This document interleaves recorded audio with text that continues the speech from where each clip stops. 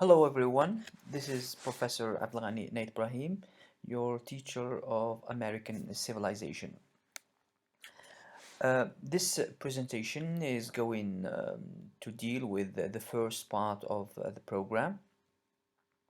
You will receive a document, a PDF document that details this program and that contains the objectives and the prerequisites necessary for this course, as well as the marking scheme and criteria and suggested bibliography. Right, this program that is part of your academic year, is going to be a follow-up of what we did last year in the fourth year. And I'd like to remind you of the last aspects that we discussed last year, so as we can continue and in the best conditions possible. Right. So the last thing we dealt with last year, if you remember, and I hope you do, is that reaction of the colonies and of the colonists to the British decision to limit or to establish borders to the 13 colonies. If you remember, there was what is referred to in American history the French and Indian War of 1754, and that lasted till 1763. And that war was actually a dispute between the colonies, the British colonies, Britain on one side, and the allies, the French and the Indian tribes on the other side, over that territory upper the Ohio River Valley, that is beyond the Appalachia.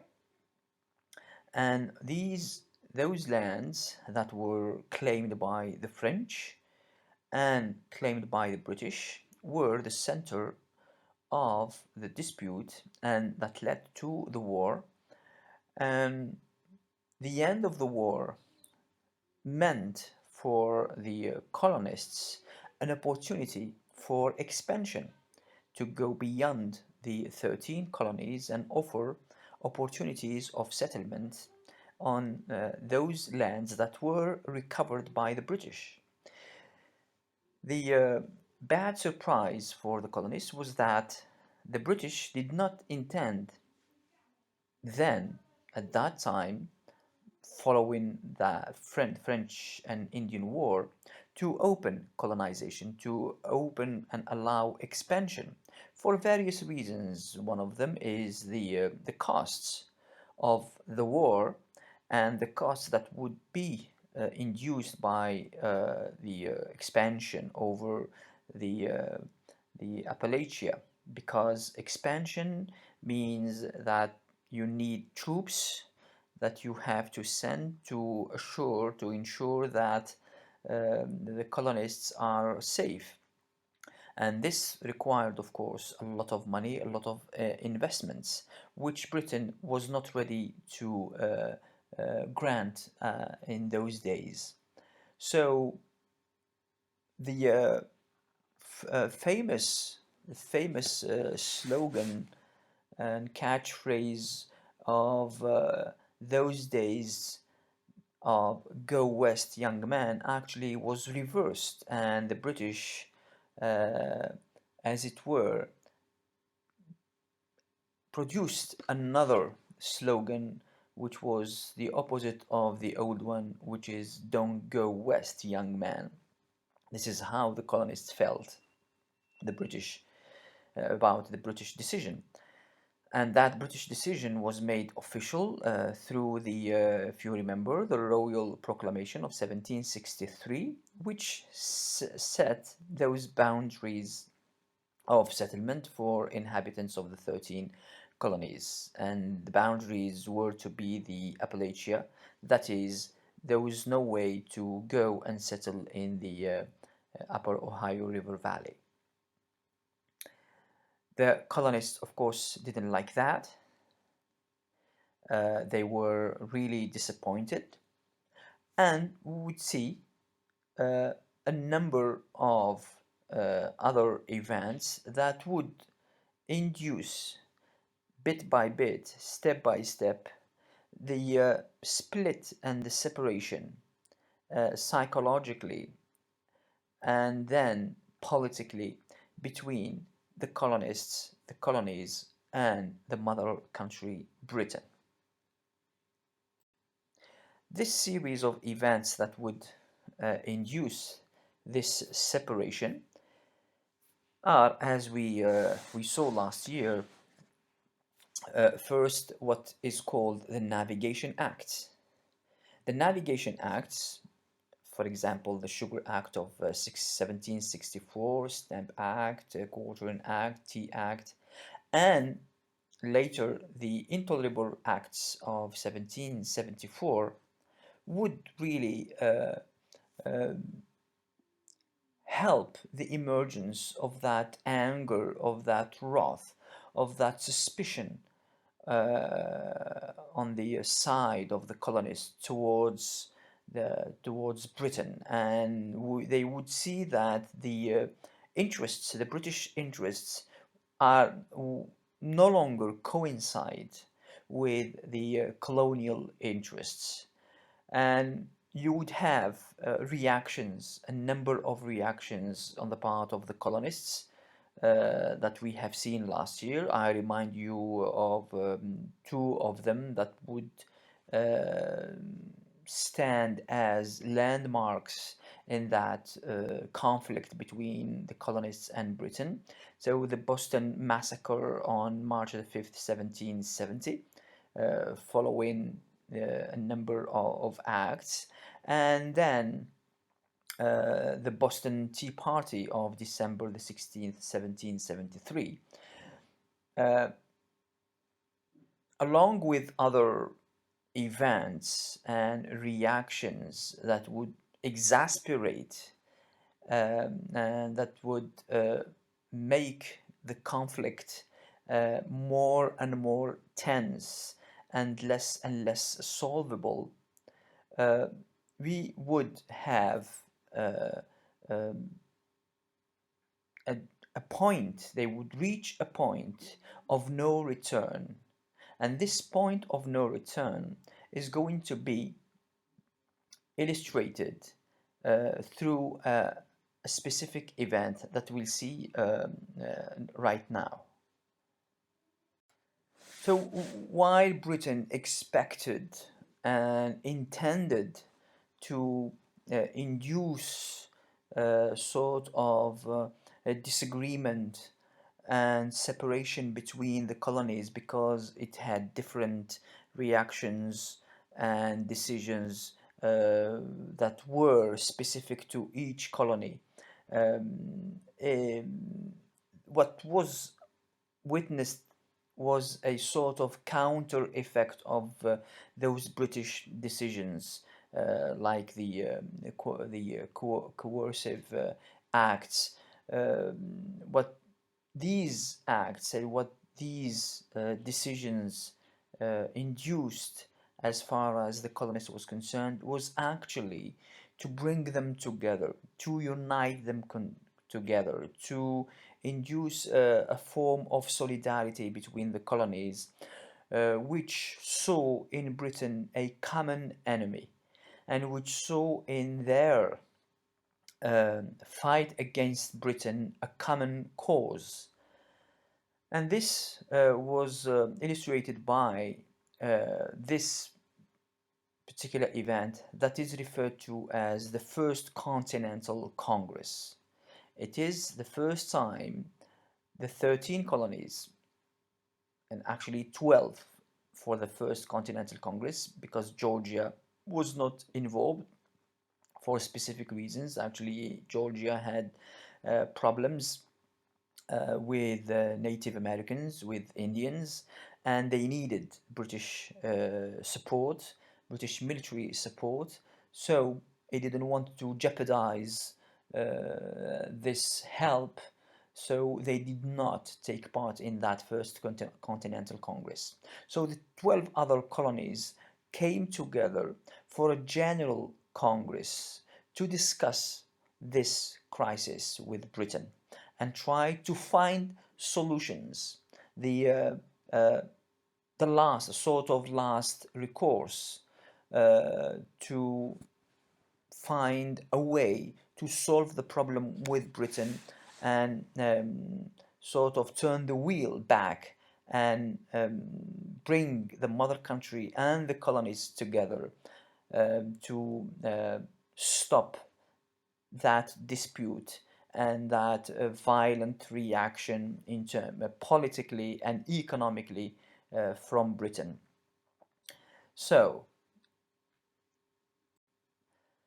the First Continental Congress, then chaired by Peyton Randolph, a delegate from the colony of Virginia, brought together delegates, representatives of the 12 colonies, who met in Philadelphia from September the 5th to October the 26th, 1774, to discuss ways of redressing those grievances, what the colonists, if you want, blamed Britain for.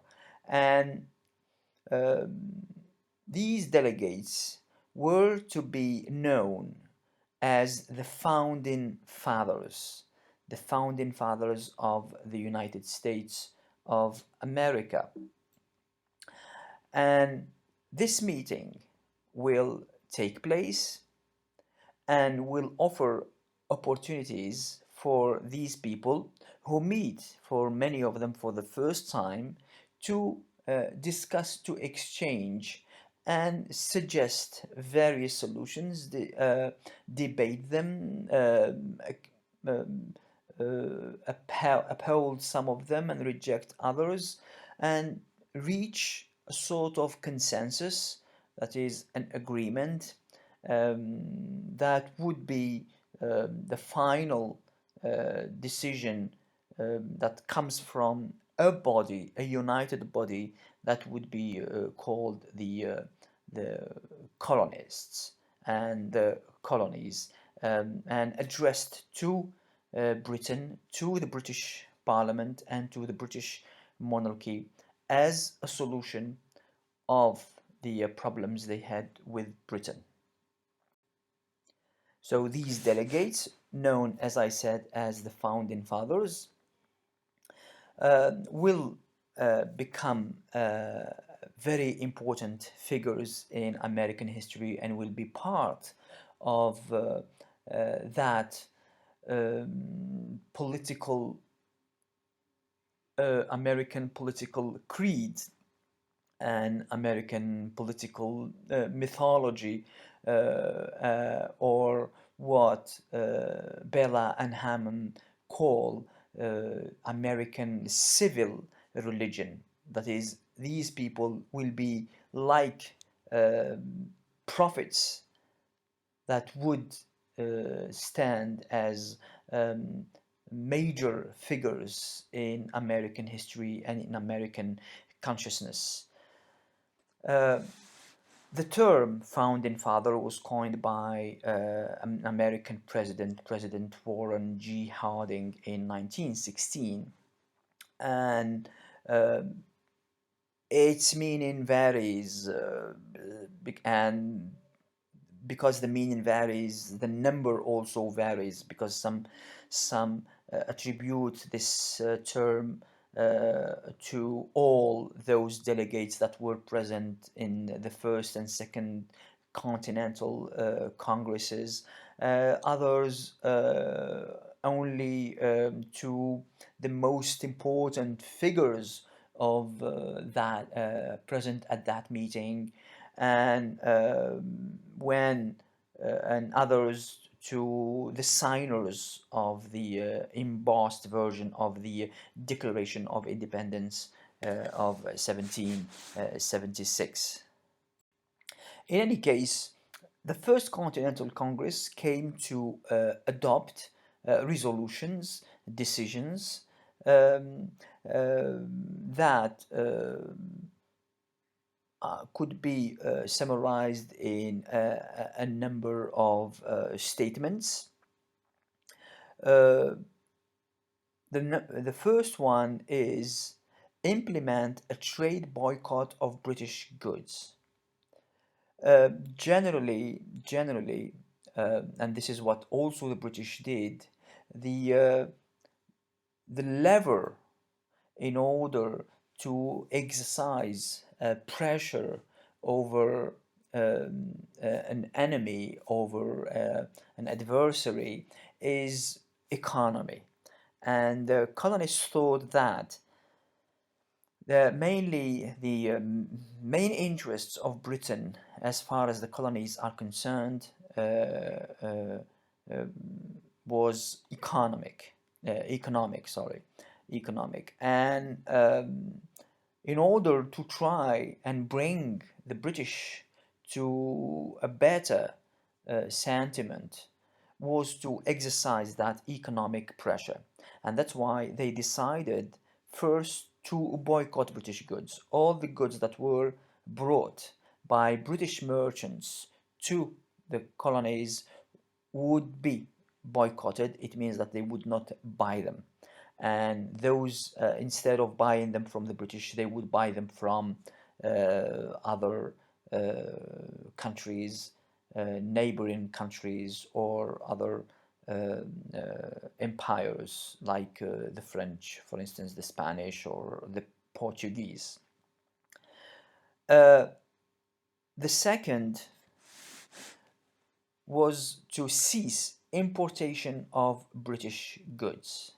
So there is a difference between, of course, number one and number two. In number two, the British goods which were already in the colonies would not be bought by the colonists. And in the second case, you have uh,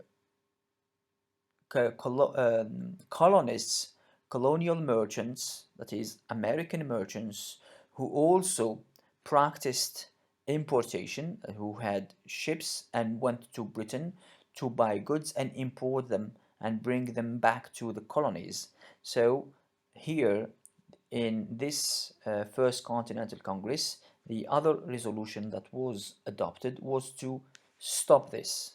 So colonial merchants would not go to Britain to buy goods. They would go elsewhere to supplement the colonies with these goods that used to be bought from or brought from Britain. The next resolution was a document written by the delegates called Declaration of Rights, and in which the colonists state that only the American colonies had the right to tax themselves. And that was very important, and that was actually an answer to that series of acts, navigation acts, or coercive acts, which were actually all in all a taxation that was exercised by the British Parliament and British Crown over the colonies. And in this statement, what the colonists said, that only the colonists had the right to tax themselves, and that British had no right to take money from the colonists. The last resolution, and that is a very important one, because the delegates were familiar with this kind of events, with this kind of political sort of political play, political game, political negotiation, and they knew that there would be a British reaction and probably expected a negative one. So they wanted to keep that union, to keep that solidarity, and they took the decision to meet again, to reconvene in May 1775 in order to look into what would emerge, what would happen on the part of the British, and decide over further action to take, according, of course, to what would happen. And in this way, the Continental Congress was kept actually open and did not end, and that's why this would later lead to what would be known as the Second Continental Congress.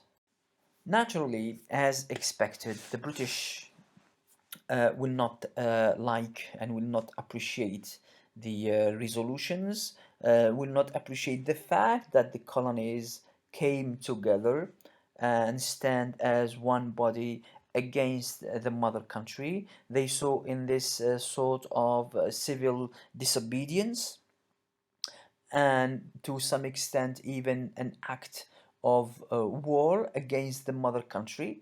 So they reacted militarily and had the general gauge on April the 14th, 1775 to disarm and arrest rebel leaders. So they considered these resolutions and they considered that act as an act of rebellion against the British government. And of course, the colonies are part of Britain, and this is legally wrong, legally unacceptable. And the reaction was to use the army to bring those colonies back into the country, the mother country. So events went quite quickly. So remember that the First Continental Congress ended on the 26th of October. 6 months later, in April, General Gage was given the order to disarm the colonists, considering them as rebels, and following that, with the Patriots, remember the Patriots, those who were for American independence, uh, uh, Patriot spies gave warning that you had a movement of British troops. This brought uh, what we call Minutemen, that is, soldiers, but this kind of soldiers are not part of an army, an institutionalized army, but they are part of what we call militias, because the colonies did not have an army. It was not a country. You had American colonists armed, assembling along the road from Boston to Lexington. So we're here in the colony of Massachusetts. So here we started to see that there was a war, that we were on the verge, on the brink of a war between Britain and its colonies. And this is what will really happen. So 6 months after the First Continental Congress, that was meant to find solutions and resolve the problem between Britain and the colonies, actually what happens is the kickoff of the war, of the conflict between Britain and its colonies, in what would be known as the battles of Lexington and Concord in Massachusetts. And these two battles were actually, could be the first and last battles, but unfortunately for the people at that time, it was just the beginning of a war that would last almost 7 years between Britain and its colonies. We're going to see two maps to locate these battlefields.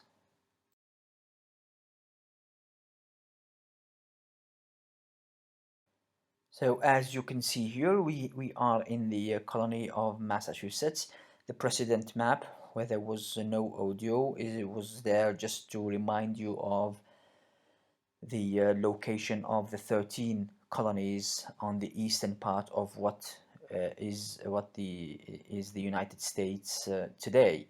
So in one of these 13 colonies in Massachusetts, you have to the east, on the eastern shore, you have Boston, the capital of the colony, and then not far from Boston, you see the two cities of Lexington and Concord, where the first two battles that initiated the war took place on April the 19th, 1775.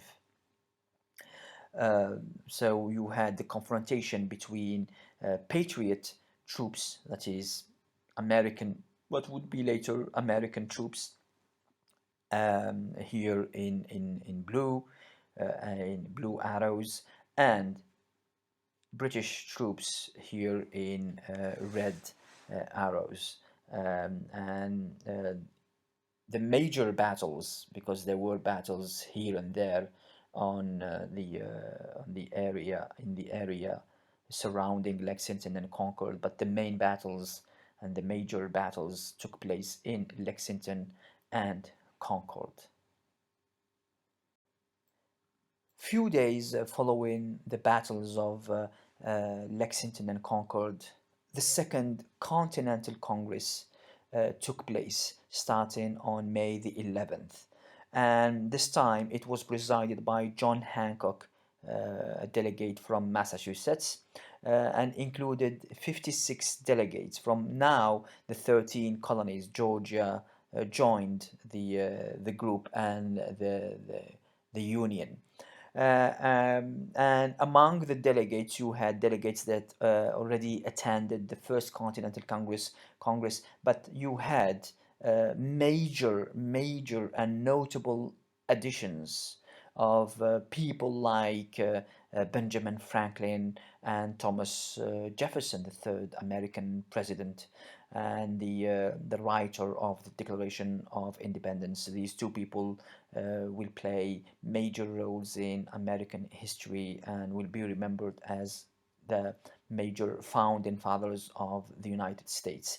And this Second Continental Congress meeting now uh, um, did not convene to find solutions to resolve the problem and stop the war, or send grievances to the mother country. The Second Continental Congress, when these delegates meet, they meet in order to formalize the separation between the colonies and Britain. And it was the time where the notion of mother country would cease to be used, and cease to subsist in the minds of the colonists, because then the mother country was no longer Britain. Britain was an enemy, was a foreign country that attacked the colonies, and that would stand as a union, probably not as a country yet, but at least as a union. And this in this Continental Congress, resolutions would be taken, decisions would be made, and we're going to see some of the major ones. Right. Very important thing here is that the Second Continental Congress would start, as I said earlier, on May the 11th, 1775, but would run for years actually, till March the 1st, 1781. So it was on course, it was kept in order to allow the colonies to meet whenever necessary in order to discuss the evolution of the war, the evolution of conflict, and take the right decisions to the various problems that would emerge. And the first and main decision that was taken then was to create a continental army. Remember what I said earlier, that the colonies were not a country, they did not have an army, they belonged to Britain. Britain had an army, and Britain sent troops to the colonies with the problems that we saw earlier. And now, for the first time, those militias, that is, those armed groups that existed in the various colonies, now would come together as a common army, as one army, under the leadership of the first, one of the major founding fathers that would become later the first American president, George Washington, who was a delegate from Virginia. Now, the next slide, I will go out of this Second Continental Congress to speak about a very important event that took place while the Second Continental Congress was there, and while and actually after the beginning of the first of the armed conflict and the first battles, and that would actually boost that anti-British sentiment among the colonists. Because remember that what we have here is the elite, representatives, politicians meeting together. But this does not mean that all the population, all the colonists are involved. In order to involve the colonists, in order to involve the people, you had to write, you had to publicize, you had to communicate, and you had to diffuse and propagate the ideas, those ideas that were discussed in the First and Second Continental Congress, in order to have the support of the people, because an army needed people, needed soldiers, needed young men to join in order to form a force, a powerful army that would face Britain. And for that, you had to convince the population of the righteousness of the cause that you are defending. And one man will contribute to that, will greatly contribute to that, and this is what we're going to see in the next slide. This man is Thomas Paine. Thomas Paine was an English-American writer and political pamphleteer. That is, he wrote pamphlets. A pamphlet is an essay that it's not a big book. It's not a thick book. It's a short essay that you write in order to criticize particular situation or people, or and generally it is a collection, a set of political opinions. And what Thomas Paine would do as a contribution to that anti-British sentiment was to write his pamphlet entitled Common Sense. And the title is very important because common sense means logic, the things that everybody would adhere to, something that you don't need really to discuss or to question.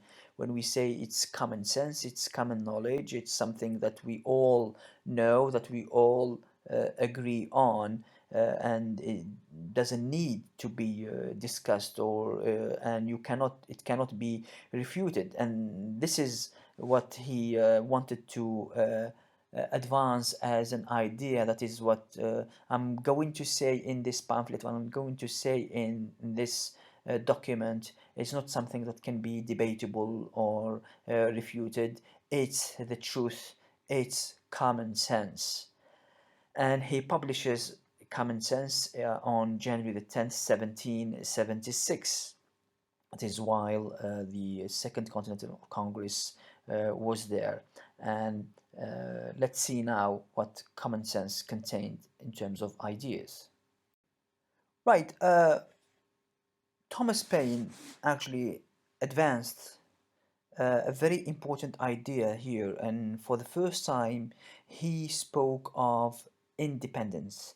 He plainly says that the cause of America, the cause of the colonies, should not be now just a revolt against taxation, because it all started because of taxation, but the main cause, had to be a demand for independence. And this is was said, the word independence was used for the first time here in a document. And then he went on arguing and justifying why the Americans, the colonists, would ask for independence.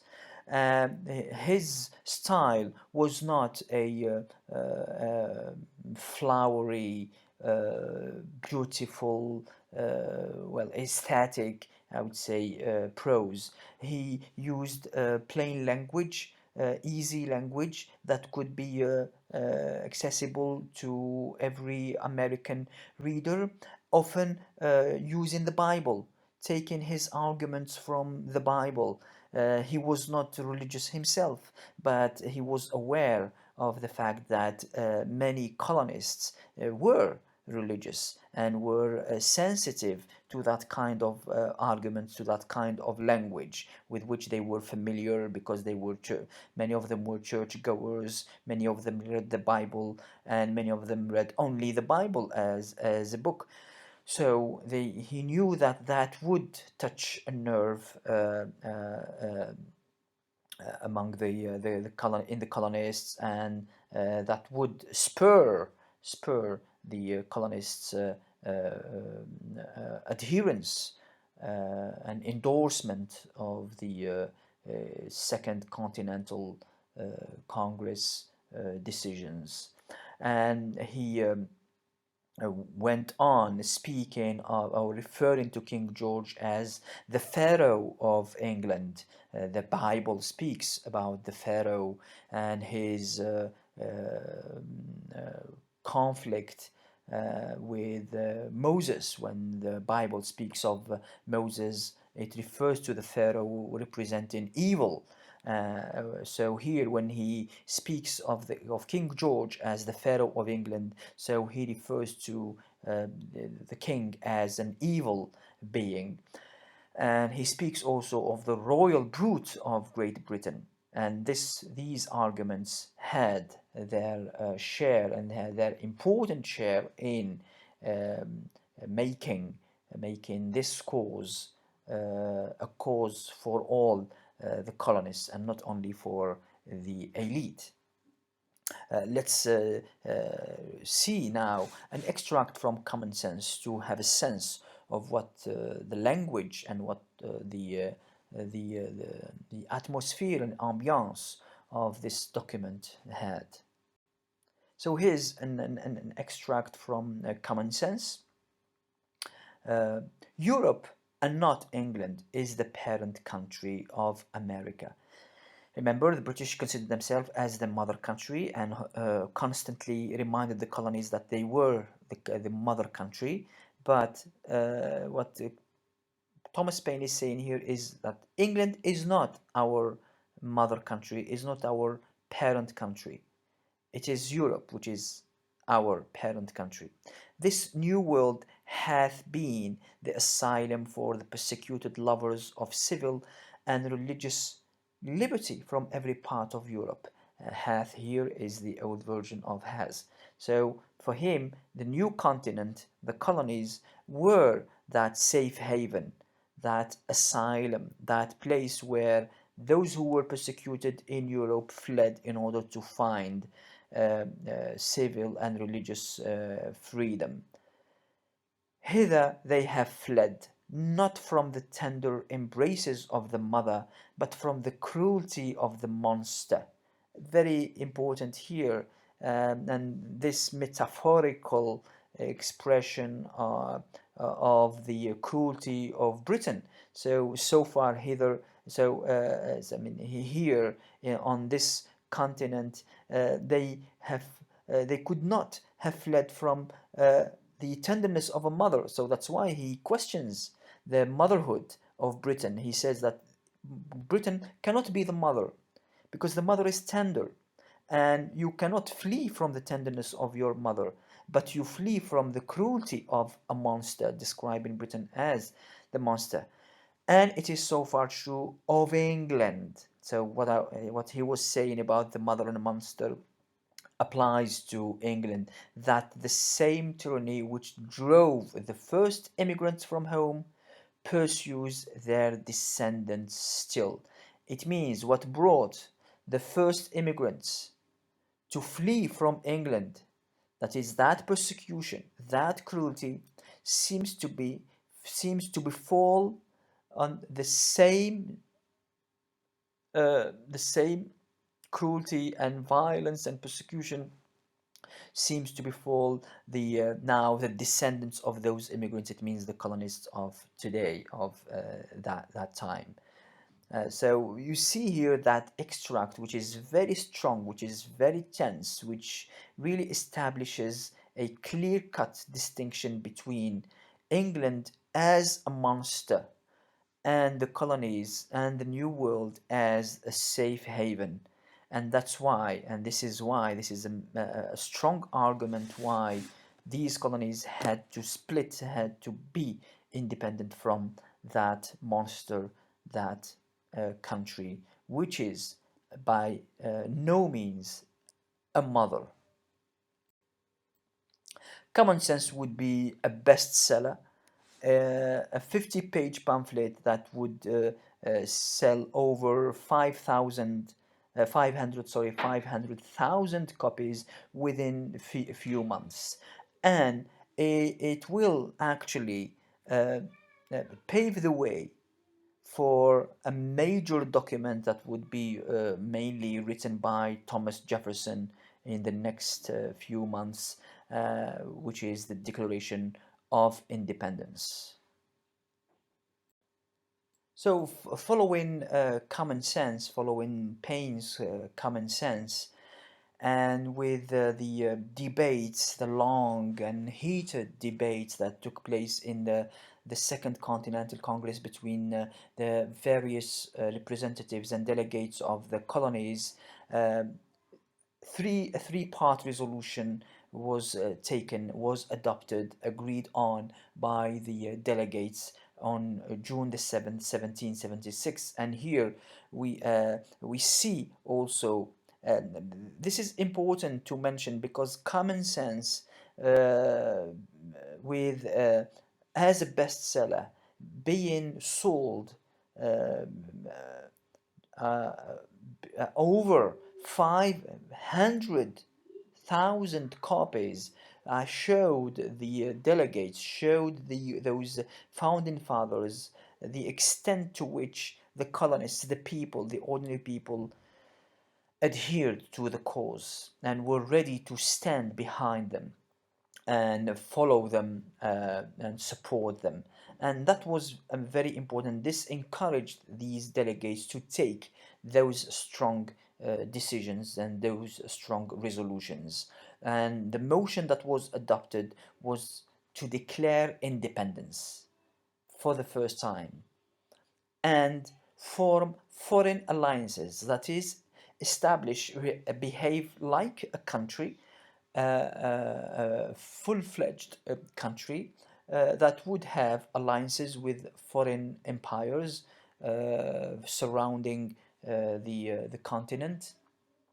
Like, for instance, the French. Of course, there are countries that would not want to grant that support to the colonies and would consider that it is a domestic problem, a British domestic problem, and they don't want to meddle with British problems, because also they freed Britain, because helping the colonies means that Britain would be an enemy and that would risk a war, a conflict with Britain.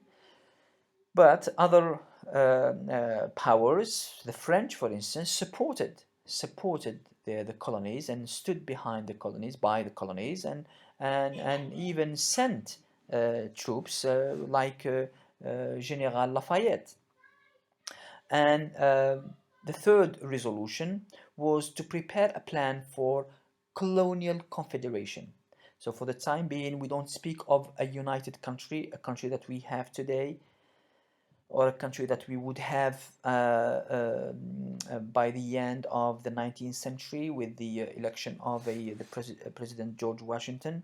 For the time being, it's just a confederation. It means, if you want, 13 small countries coming together, uniting in order to face an enemy.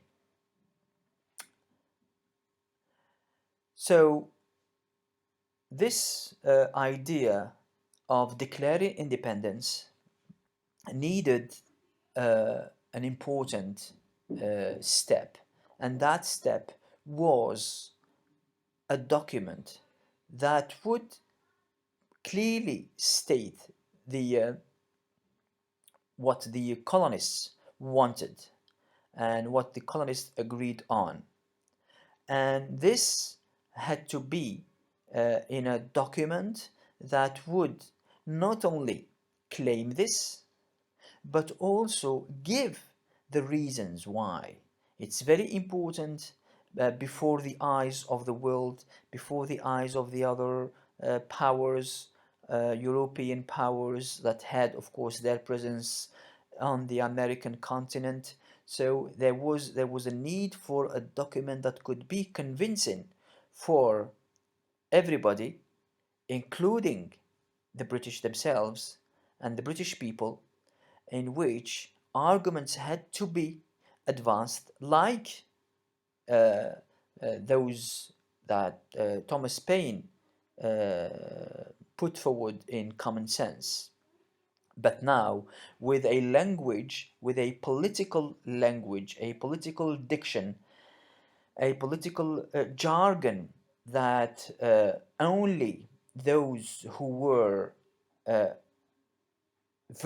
well versed in politics and in law could produce, could write. And for this, the decision was to set up, was to put in place a committee of those people who could write this document. This committee would be referred to as the Committee of Five, because composed of five founding fathers, five figures that would be given the responsibility of writing this document named the Declaration of Independence. And these five people were John Adams from Massachusetts, Benjamin Franklin from Pennsylvania, Thomas Jefferson from Virginia, Robert R. Livingston from New York, and Roger Sherman from Connecticut. And we see here that you had five people coming from five different colonies, and whose actually contribution to the history of the United States will be a major one. Take John Adams, who is the second president of the United States, Thomas Jefferson, the third president, Benjamin Franklin was a secretary, a part of the British, of the American government, an ambassador, so these five people will choose Thomas Jefferson as the primary author, and who is going to write the document and then discuss it with his colleagues. So Thomas Jefferson being chosen as the primary author, uh, uh, he would present the first draft to Congress on June the 28th, 1776. Um, Over the 2 days following that, the document will be discussed and debated, read by the delegates, and the principal change that was brought to the document was that moderation of Jefferson's claim that Britain had forced slavery in the colonies, because slavery was a touchy subject, and the delegates that came from the different colonies were, some of them supported slavery, and in their colonies slavery was practiced to a large scale, and saying that Britain forced slavery upon the colonies means that the colonies were against slavery and that they would probably stop it, put an end to it. But this is what was not the intention of the colonies, and was not intention of most of the delegates present and at the Second Continental Congress, who themselves owned slaves. Jefferson himself owned slaves, though he was not a harsh slave owner, but still he owned slaves. George Washington owned slaves that he would free later. Jefferson also freed many slaves, but and he would probably he would like to put an end, put a kibosh on slavery, and taking advantage of this opportunity, but this was not possible. The colonies were not ready then to end it. So that was an important thing, an important change in the document, the first draft that Thomas Jefferson uh, presented to Congress. And here is the deleted passage from the first version that Thomas Jefferson presented to Congress. He has waged cruel war against human nature itself.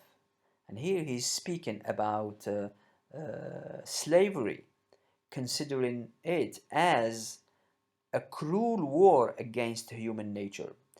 So, if this passage was kept, you can imagine that the colonies would not be able to keep slavery, to sustain slavery, violating its most sacred rights of life and liberty in the persons of a distant people who never offended him, captivating and carrying them into slavery in another hemisphere, or to incur miserable death in their transportation thither, means here.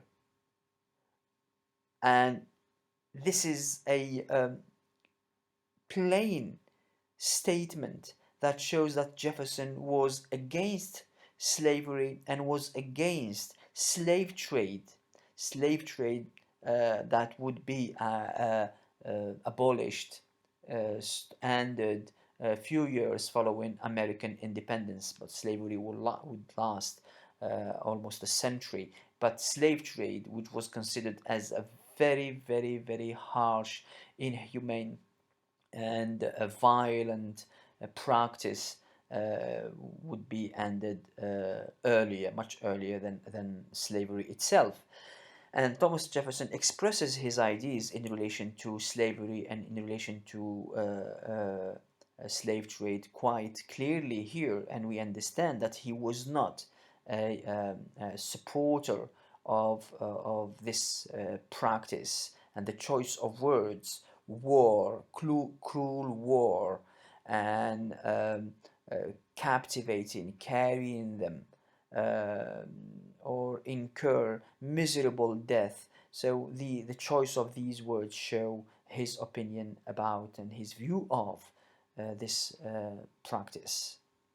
But unfortunately, this passage was deleted, and slavery survived and outlived the outlived independence, and it required another war to be ended.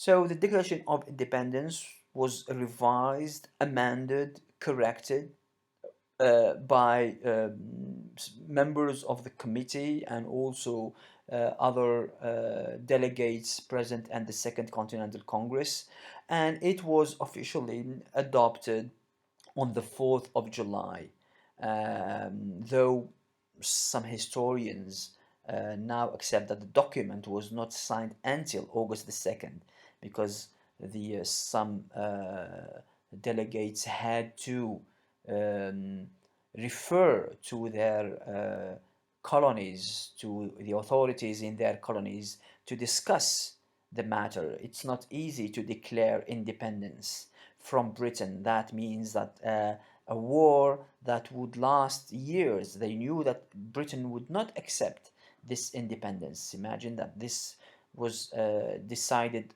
in 1776 and the war lasted 7 years. It ended in 1783. And the delegates had to be sure that the authorities in their colonies and the people in their colonies uh, could accept this and would support this declaration. And that's why the document was not fully signed and ratified until August the 2nd. Now let's have a look at the document itself.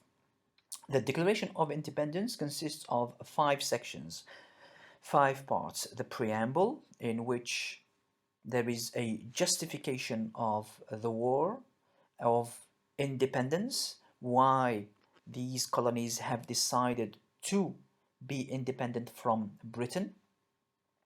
And this is important because they want the rest of the world to know exactly the causes in order to gain support or to keep the other nations who would not support them, to keep them neutral. And the second part is a statement of beliefs, in which Thomas Jefferson advances a very important thing in terms of political practice, which is the natural rights that we call now, if you want, human rights. And these natural rights and this section will remain as the basis of American democracy and American politics, and it will inspire many other countries and many other nations. The third part is the list of grievances, the complaints against the king and parliament that compelled the colonies to require independence. The fourth part is the actions taken by the colonies in order to try to solve the problem. That is, after those grievances, after those bad things that Britain did to the colonies did not have recourse to the war, did not resort to the war directly. They first took some actions which Jefferson lists here in order to say that we did not resort to the war as a first step. That was the final resort, actually. And the fifth part, the last section, is the Declaration of Independence itself, plainly made a statement in which they say clearly that they are no longer part of Great Britain. It reads, when in the course of human events it becomes necessary, the word necessary is important. That is, that we did not choose to, we were brought to, we were forced to, for one people to dissolve the political bands, the political links which have connected them with another, and to assume among the powers of the earth, and here addressing these powers, these countries, the separate and equal station to which the laws of nature and of nature's God entitle them. And here they saying that we want to be a nation, we want to be an independent country and have the same status, the same position as all the other nations of the world. And this is not something that is a whim. No, it is something natural. This is nature. It is the nature of mankind to be in nations, to be in peoples, and we want to have this position as a people. Now, a decent respect to the opinions of mankind requires that they should declare the causes which impel them to the separation. And here, addressing these nations, telling them that we are respectful and we are going to tell you why we decided to do this, and our decision is not something, as I said earlier, which is not a whim. It is something that we were forced to do. Right, the second part, the second section, is the statement of beliefs that contains the natural rights. In terms of the future of the United States, this is probably the most important part because it establishes and paves the way for the type of political regime that the United States would have in the future. And it is here that the basis of American democracy is established, and the first seeds of this democracy are firmly and fully planted. It reads, "We hold these truths to be self-evident that all men are created equal." So he considers that equality is a natural right because he says all men are created equal. It means equality is not a choice, is not something that you are granted, is not a privilege. Equality among men is a natural right. It is a truth which is self evident that you cannot discuss, that you don't need to prove. There is no need for any demonstration. And with equality, there are other natural rights too, that they are endowed by their creator, that is by God. God also gave to the or to people, to men, other rights, rights that are unalienable, that is, that you cannot refute, that you cannot deny, whoever you are, whether you are a government or you are an individual. That among these are, there are a number of natural rights, first of which is equality, and many others, and among these are life. So it is your natural right to live, to have your life safeguarded, your liberty, and the pursuit of happiness. And what is here important is to remind of that influence of what that we saw last year, of the influence of Enlightenment and the influence of John Locke, the Enlightenment philosophers. John Locke, who speaks about the property, he speaks about property. He says life, liberty, and property. And here Thomas Jefferson extends this notion of property and goes beyond property and speaks of the pursuit of happiness. It means anything that you can do in life in order to be happy, including property. This is a natural right. And he goes on stating and establishing again, following John Locke, that these rights have to be secured by governments. So the governments are there not to attack these rights, not to grant privileges as the crown, as the British crown or as the British parliament do.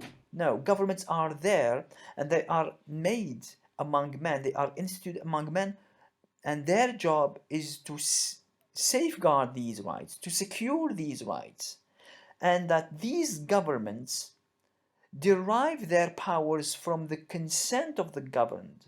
That is, governments are not established and not installed based on a divine right, as it is the case in Britain with the crown, with the king. No, governments are made with the agreement of the governed, that is, the people.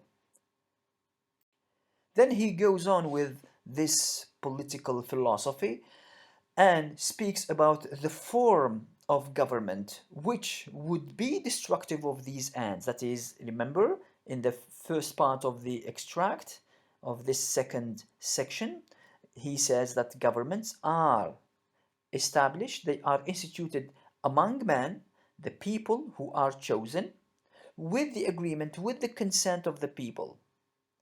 And once these governments are instituted, if they do not do their job correctly, if they destroy these rights, if they do not preserve these rights, there is another right, another natural right of these people, which is to alter or abolish this government, either change it or completely abolish it in order to install, in order to institute another government that would preserve their rights.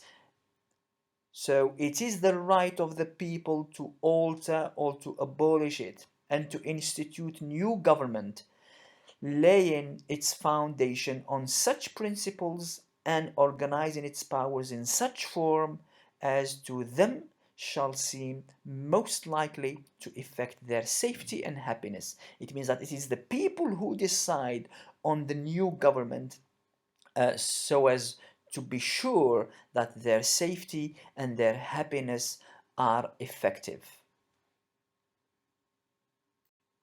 The third part, probably important at that time as far as the war is concerned and the course of the war, but will remain also as an important part in the sense that whenever and this will become actually a tradition in American politics, that whenever you take action, you take political action, you always need to state the reasons why you do it and what you blame the other for. So in this third part, you have a list of grievances, that is the complaints against the king and parliament. There is a long list. I take here two examples. He has obstructed, talking about the king, he has obstructed the administration of justice by refusing his assent to laws for establishing judiciary powers. He has dissolved representative houses repeatedly for opposing with manly firmness his invasions on the rights of the people.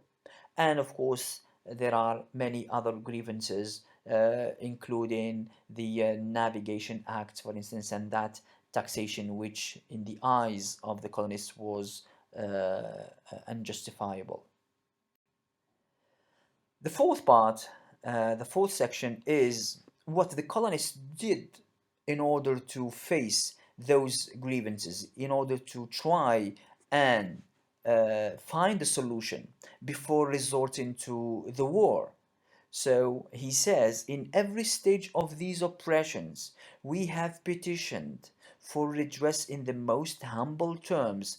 Petitioned meaning here that we wrote, we addressed petitions. It was language, that is, it was peaceful. We have never resorted to violence first.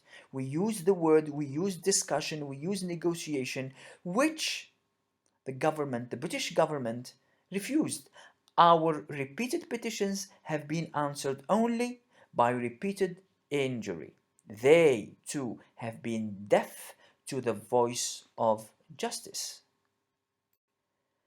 Finally, the fifth part is the resolution itself, the declaration itself, a clear and plain statement saying that from now on we consider ourselves, and the rest of the world have to consider us as an independent country. It reads, "We therefore solemnly publish and declare that these united colonies are, and of right ought to be, free and independent states, that they are absolved from all allegiance to the British Crown, and that all political connection between them and the state of Great Britain is and ought to be totally dissolved." And an important aspect here, you see here, he says, of a right ought to be free and independent states. It means that each colony becomes a country. So far, they're not speaking about one country. What they are claiming here is that each colony becomes a state in itself, because when he speaks of Britain, he says the state of Great Britain. So he considers Great Britain as one state, one country, because the meaning of state here is not the meaning that we would have later in the United States. When we say the United States of America today, we consider the states as, to some extent, okay, as what we call here in Algeria wilaya, all right, or elsewhere, for instance in France, département. No, in the United States, at this stage here, state means country. So France is a state, Britain is a state, Italy is a state, and Spain is a state. And now you have here 13 states that are going to be born, 13 countries, though they will unite for the sake of the war, but they will be independent countries.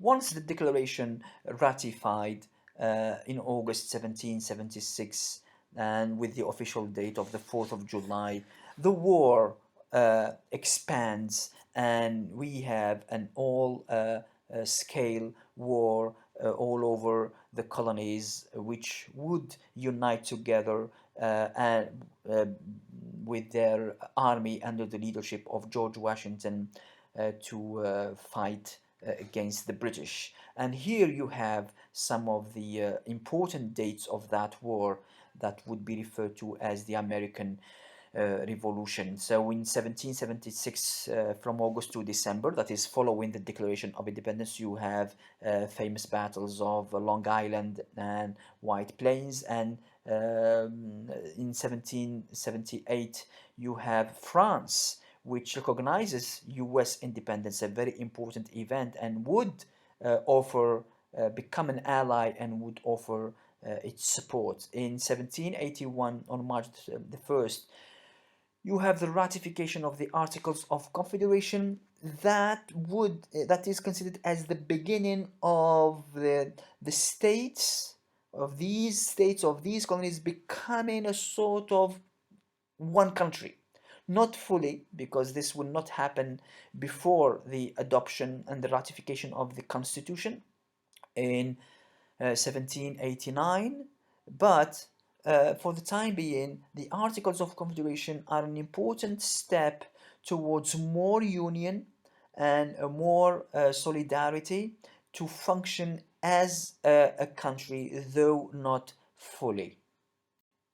The next event, 1782, on March the 5th, you have the British government which authorizes peace negotiations, very important step again, where Britain starts to acknowledge the validity of of the colonists' actions. And then in 1783, finally on September the 3rd, there is a treaty which is signed in Paris called the Treaty of Paris, which puts an end to the war and which brings Britain to acknowledge and recognize American independence. And with this, we have the official birth of the United States of America, though states here is still It's still state in the sense of country because it is the birth of a confederation, and not the state as it is today,